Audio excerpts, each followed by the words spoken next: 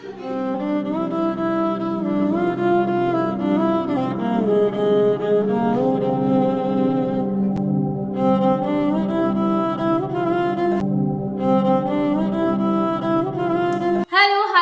ಎಲ್ಲರಿಗೂ, ನಾನು ನಿಮ್ಮ ಪ್ರೀತಿಯ Bhavani Rajan. Welcome back to my YouTube channel. So friends, ಇವತ್ತು ಬುಧವಾರ, ತುಳಸಿ ಹಬ್ಬದ ದಿನ. ಪ್ರತಿ ವರ್ಷ ನಾನು ತುಳಸಿ ಹಬ್ಬನ ಖಂಡಿತವಾಗ್ಲೂ ಮಿಸ್ ಮಾಡ್ತೀನಿ, ನಿಮ್ಮೆಲ್ಲರ ಜೊತೆ ಶೇರ್ ಮಾಡ್ತೀನಿ.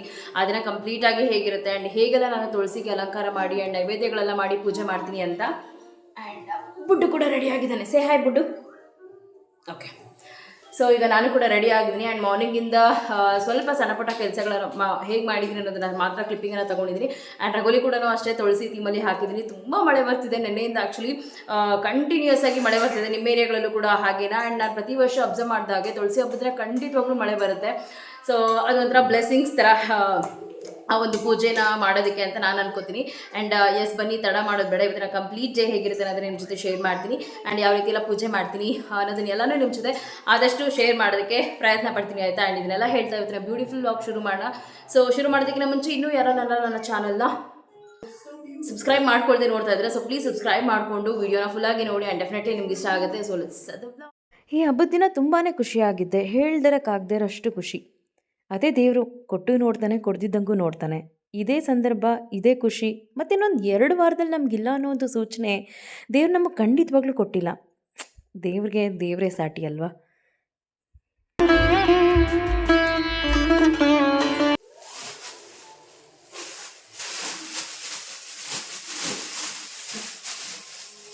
ಸೊ ಆ್ಯಕ್ಚುಲಿ ನಿನ್ನೆನೇ ಹೂವು ತೊಗೊಂಬಂದೆ, ಬಟ್ ನಾನು ಏನೆಲ್ಲ ಶಾಪಿಂಗ್ ಮಾಡಿದೆ ಅಂತ ತೋರಿಸ್ಲಿಲ್ಲ.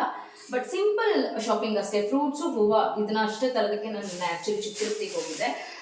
ಸೊ ಇಷ್ಟು 100 ರೂಪಿಗೆ ಹೂವು, ಹಾಗೆ ಸ್ವಲ್ಪ ವೈಟ್ ಸಾಮಂತಿ, ರೆಡ್ಡು, ಹಾಗೆ ಜೊತೆಗೆ ಕನಕಾಂಬರ. ಇಷ್ಟು ಕನಕಾಂಬರಕ್ಕೆ ಎಷ್ಟು ಗೊತ್ತಾ? 50 ರೂಪಾಯಿ. ಸೀಸನ್ ಇಲ್ಲ ಅಂದರೂ ಮಳೆ ಇದೆ ಅಂತ ಹೇಳ್ಬಿಟ್ಟು ಇರೋ ಹೂವದಲ್ಲೇ ಲಾಭ ಮಾಡ್ಕೊಳ್ಳೋದು ನೋಡ್ತಾರೆ. ಇರೋ ಹೂವದ್ರಲ್ಲೇ ಲಾಭ ಮಾಡ್ಕೊಳ್ಳೋದಕ್ಕೆ ನೋಡ್ತಾರೆ.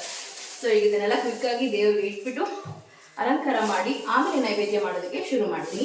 ಸೊ ಯಾವಾಗಲೂ ಯೂಶ್ವಲಿ ನಾನು ದೇವ್ರ ಮನೆಗೆ ಹೂವು ಇಡೋದು ಅದನ್ನೆಲ್ಲ ನಿಮಗೆ ಪದೇ ಪದೇ ತೋರಿಸ್ತಾನೆ ಇರ್ತೀನಿ. ಈ ನಡುವೆ ಅಂತೂ ಎಲ್ಲ ಬ್ಲಾಗ್ಸಲ್ಲೂ ಅದೇ ಆಗ್ಬಿಟ್ಟಿದೆ.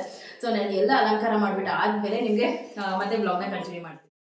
ಈ ವಿಡಿಯೋನ ಲೇಟಾಗಿ ನಿಮ್ಮ ಜೊತೆ ಶೇರ್ ಮಾಡ್ತಾ ಇರೋಂಥ ಕಾರಣ ಇಷ್ಟೇ. ಆಲ್ರೆಡಿ ನಾವು ಸ್ಯಾಡ್ ಆಗಿದ್ದೀವಿ, ಏನೋ ಒಂದು ನಮ್ಮ ಜೀವನದಲ್ಲಿ ಖುಷಿಯಾಗಿ ಕಾಣಬೇಕು ಅಂತ ಹೇಳಿದ್ರೆ ನಾವು ಸಂತೋಷವಾಗಿದ್ದ ಕ್ಷಣಗಳನ್ನು ಮೆಲುಕಾಕಿ ಆ ವಿಡಿಯೋಸು, ಆ ಕ್ಲಿಪ್ಪಿಂಗ್ಸ್ಗಳನ್ನ ನೋಡೋದೇ ಒಂದು ಖುಷಿ ನನಗೆ.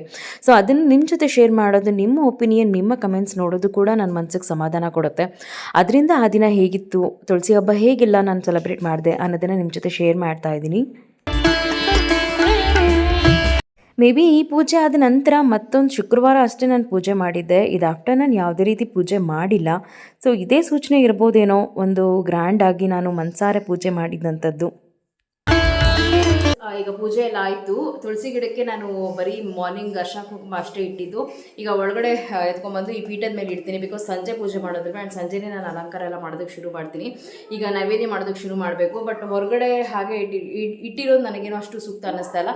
ಸೊ ಹಾಗಾಗಿ ಈ ಪೀಠದ ಮೇಲೆ ಇಟ್ಟು ಅಲ್ಲಿಟ್ಟಿರ್ತೀನಿ.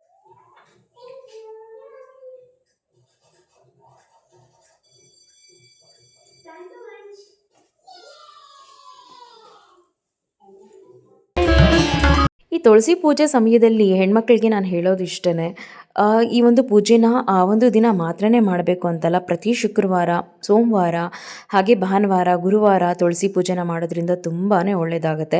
ಹಾಗೆ ಈಗ ಧನುರ್ಮಾಸ ಕೂಡ ಶುರುವಾಗಿರೋದ್ರಿಂದ ಬ್ರಾಹ್ಮಿ ಮುಹೂರ್ತದಲ್ಲಿ, ಅಂದರೆ ಬೆಳಗಿನ ಜಾವ 6 ಗಂಟೆ ಒಳಗಡೆ ಅಶ್ವತ್ಥ ಕಟ್ಟೆಗೆ ಪೂಜೆ ಮಾಡೋದು, ನಾಗರ ಕಲ್ಲುಗಳಿಗೆ ಪೂಜೆ ಮಾಡೋದು, ಎಳ್ಳು ದೀಪಗಳನ್ನು ಕಟ್ಟಿ ಪೂಜೆ ಮಾಡೋದು, ಈ ರೀತಿಯೆಲ್ಲ ಮಾಡೋದ್ರಿಂದ ಖಂಡಿತವಾಗ್ಲೂ ನಿಮ್ಗೆ ಯಾವುದೇ ರೀತಿ ಸಂಕಷ್ಟದಲ್ಲಿದ್ದರೂ ಒಳ್ಳೆಯದಾಗುತ್ತೆ.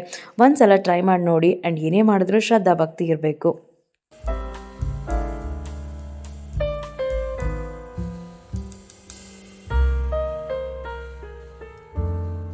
ಮನಸ್ಸಲ್ಲಿ ಎಲ್ಲೆಲ್ಲಿದ್ದ ಖುಷಿ. ಆವತ್ತಿನ ದಿನ ಕೂಡ ನಾನು ಅತ್ತೆನ ಕರೆದಿದ್ದೆ, ಅಮ್ಮ ತುಳಸಿ ಪೂಜೆ ಮಾಡ್ತಾ ಇದ್ದೀನಿ ಬನ್ನಿ ಅಂತ.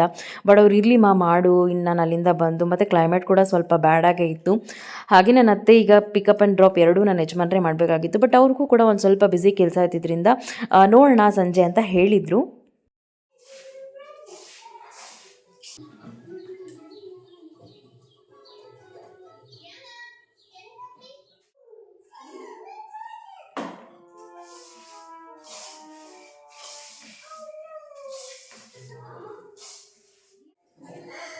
ಸ್ವಾಮಿಗೆ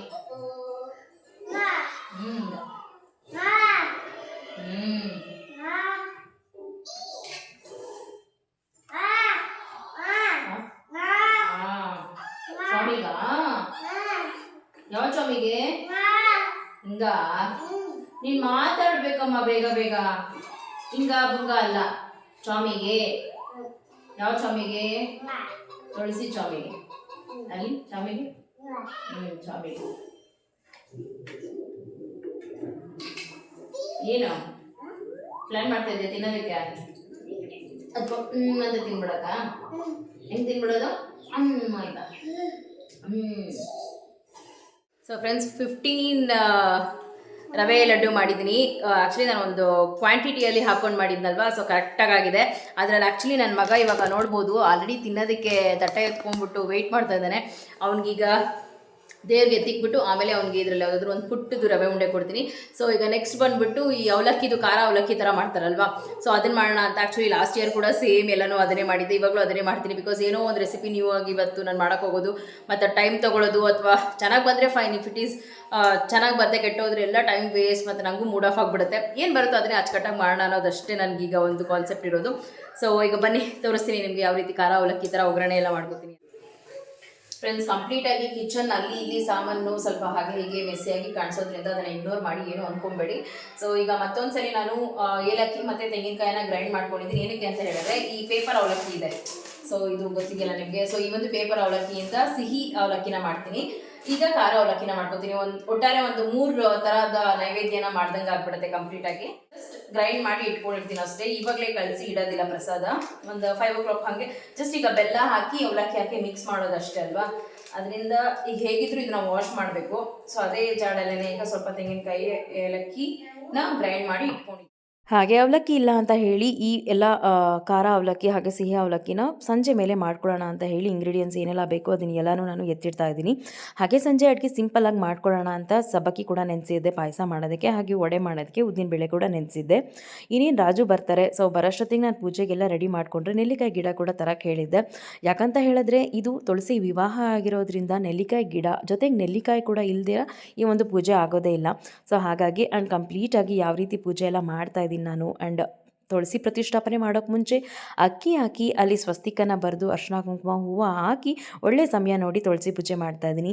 ಈ ಒಂದು ಸೂಚನೆ ಆ್ಯಕ್ಚುಲಿ ನಾವು ಮಧ್ಯಾಹ್ನದ ಒಳಗಡೆ ಪೂಜೆನ ಮುಗಿಸ್ಬೇಕಾಗಿತ್ತು, ಆದರೆ ನಾನು ಸಂಜೆವರೆಗೂ ತೊಗೊಂಡೋಗಿ ಪೂಜೆನ ಮಾಡ್ತಾ ಇದ್ದೀನಿ. ಇದು ಕೂಡ ಎಲ್ಲೋ ಒಂದು ಕಡೆ ಎಡವಟ್ಟಾಯ್ತೇನೋ ನಮ್ಮ ಜೀವನದಲ್ಲಿ ನೋವು ಬರೋದಕ್ಕೆ ಅಂತ ನಾನು ಅನ್ಕೋತೀನಿ. ಬಿಕಾಸ್ ಶ್ರದ್ಧಾಭಕ್ತಿಯಿಂದ ಪೂಜೆ ಮಾಡಿ ದೇವರನ್ನ ಒಲಿಸ್ಕೊಳ್ಳೋದು ಮಾತ್ರ ಅಲ್ಲ, ಒಂದಷ್ಟು ನಿಯಮ ಪಾಲನೆಗಳನ್ನು ಕೂಡ ನಾವು ಫಾಲೋ ಮಾಡೋದು ತುಂಬಾ ಇಂಪಾರ್ಟೆಂಟ್ ಆಗುತ್ತೆ.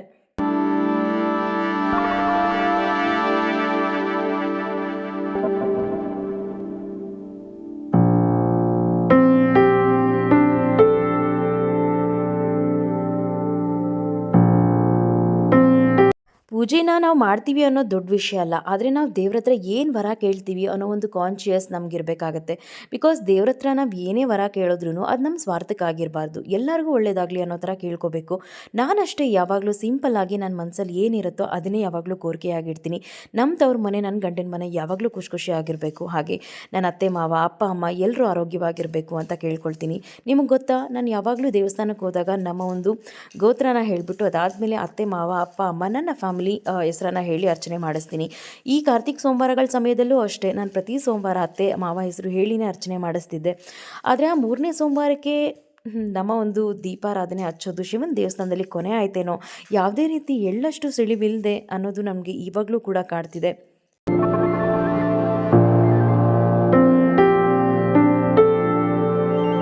ಇನ್ನು ತುಳಸಿ ಪೂಜೆ ಹೊರಗಡೆ ಕೂಡ ಮಾಡ್ಬೋದು ಅಂತ ಹೇಳ್ತಾರೆ, ಒಳಗಡೆ ಕೂಡ ಮಾಡ್ಕೊಳ್ಬೋದು. ಹೀಗೆ ಎಮರ್ಜೆನ್ಸಿಯಾಗಿ ಮಳೆ ಬಂತಪ್ಪ ಏನು ಮಾಡೋಕ್ಕಾಗುತ್ತೆ, ಒಳಗಡೆ ಮಾಡ್ಬೋದು, ಯಾವುದೇ ರೀತಿ ತೊಂದರೆ ಇಲ್ಲ.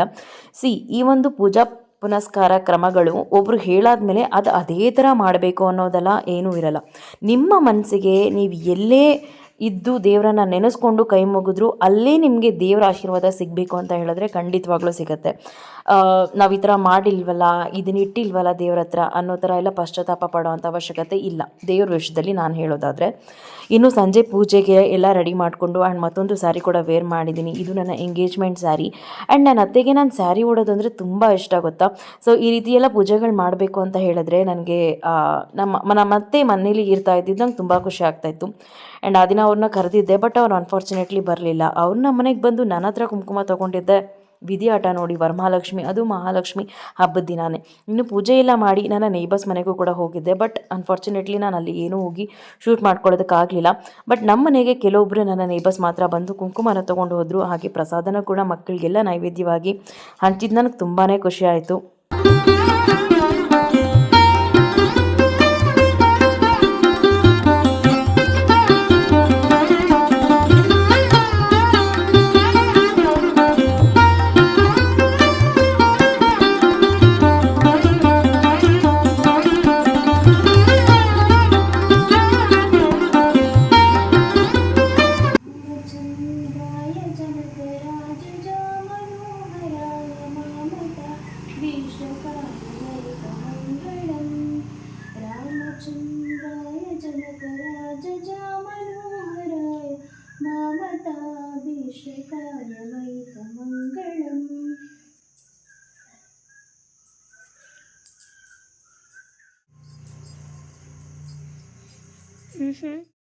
ನನ್ನ ಖುಷಿಗೆ ಈ ಒಂದು ಒಳ್ಳೆ ಸಂಸಾರದಲ್ಲಿ ನಾನಿರೋದಕ್ಕೆ ಒಂದು ದೊಡ್ಡ ಕಾರಣ ಅಂತ ಹೇಳಿದ್ರೆ ಶ್ರದ್ಧೆಯಿಂದ ಭಕ್ತಿ ಮಾಡೋ ಪೂಜೆನೇ ಆಗಿರ್ಬೋದು. ಬಿಕಾಸ್ ನಾವು ಎಷ್ಟೇ ಒಂದು ವ್ರತ ಆಗಿರ್ಬೋದು ಅಥವಾ ನಾವು ಒಳ್ಳೆಯವರಲ್ವ, ನಮ್ಗೆ ಯಾಕೆ ಒಳ್ಳೇದಾಗ್ತಾ ಇಲ್ಲ ಅನ್ನೋ ಒಂದು ಕ್ವಶನ್ಗೆ ದೇವ್ರ ಹತ್ರನೇ ವರ ಇರುತ್ತೆ. ಆದರೆ ಬರೋದು ತಡ ಆಗ್ಬೋದು, ಆದರೆ ತಾಳ್ಮೆ ಇಂಪಾರ್ಟೆಂಟ್. ಫ್ರೆಂಡ್ಸ್, ಅಡುಗೆ ಏನು ಸ್ಪೆಷಲ್ ಇಲ್ಲ. ಸೊ ಟೊಮೆಟೊನ ಬಾಯ್ಲ್ ಮಾಡ್ತಾ ಇದ್ದೀನಿ. ಹಾಗೆ ಜೀರಿಗೆ, ಮೆಣಸು, ಬೆಳ್ಳುಳ್ಳಿ ಎಲ್ಲ ಗ್ರೈಂಡ್ ಮಾಡಿ ಇಟ್ಕೊಂಡಿದ್ದೀನಿ. ಈಗ ಬಾಯ್ಲ್ ಆಗಿರೋ ಟೊಮೆಟೊನ ಎತ್ತಿ ಇದಕ್ಕೆ ಹಾಕಿಬಿಟ್ಟು ಗ್ರೈಂಡ್ ಮಾಡಿ ಕ್ವಿಕ್ಕಾಗಿ ಟೊಮೆಟೊ ರಸ ಮಾಡೋದು. ಹಾಗೆ ರೈಸ್ ಇಟ್ಟಿದ್ದೀನಿ. ಆ್ಯಂಡ್ ಉದ್ದಿನಬೇಳೆ ಇನ್ನೊಂಚೂರು ನೆನಿಬೇಕು, ನೆನೆಸಿದ ತಕ್ಷಣ ರುಬ್ಬಿ ವಡೆ ಮಾಡಬೇಕು. And sabudana payasa cancel, because ನನ್ನ ಫ್ರೆಂಡ್ ಆಲ್ರೆಡಿ ಪಾಯಸ ಕೊಟ್ಟಿದ್ದಾರೆ. ಸೊ ಹಾಗಾಗಿ ಒಟ್ಟಾರೆ ನನ್ನ ಒಂದು ಖುಷಿ ಸಂದರ್ಭ ಅತ್ತೆ ನಮ್ಮನ್ನೆಲ್ಲ ಬಿಟ್ಟು ಹೋಗೋಕ್ಕೆ ಮುಂಚೆ ಆಗಿದ್ದಂತಹ ಈ ಒಂದು ತುಳಸಿ ಹಬ್ಬ ಯಾವ ರೀತಿ ಸೆಲೆಬ್ರೇಷನ್ ಮಾಡಿದ್ವಿ, ನಾವು ಯಾವ ರೀತಿ ಪೂಜಾ ಪುನಸ್ಕಾರಗಳೆಲ್ಲ ಮಾಡಿದೆ, ಎಷ್ಟು ಚೆನ್ನಾಗಿತ್ತು ಆ ಸಂದರ್ಭ ಎಲ್ಲ, ಎಷ್ಟು ಖುಷಿಯಾಗಿತ್ತು ಅನ್ನೋದನ್ನು ನಿಮ್ಮ ಜೊತೆ ಈ ಒಂದು ಬ್ಯೂಟಿಫುಲ್ ಬ್ಲಾಗಲ್ಲಿ ಶೇರ್ ಮಾಡಿದ್ದು ಖಂಡಿತವಾಗ್ಲೂ ನನಗೆ ಖುಷಿ ಇದೆ. ಸೊ ಇದನ್ನೆಲ್ಲ ಶೇರ್ ಮಾಡ್ತಾ ನನ್ನ ತುಳಸಿ ಹಬ್ಬದ ದಿನ ಹೀಗಿತ್ತು ಅಂತ ಹೇಳ್ತೀನಿ. ಆ್ಯಂಡ್ ತಡವಾಗಿ ಶೇರ್ ಮಾಡಿರೋದಕ್ಕೆ ಐ ಆಮ್ ಸಾರಿ, ಬಟ್ ಏನು ಮಾಡೋಕ್ಕಾಗಲ್ಲ. ನನ್ನ ಖುಷಿ ನಿಮ್ಮ ಖುಷಿ, ನಿಮ್ಮ ನೋವು ನನ್ನ ನೋವು ಅಂತ ಅನ್ಕೋತೀನಿ. ಬಾಯ್.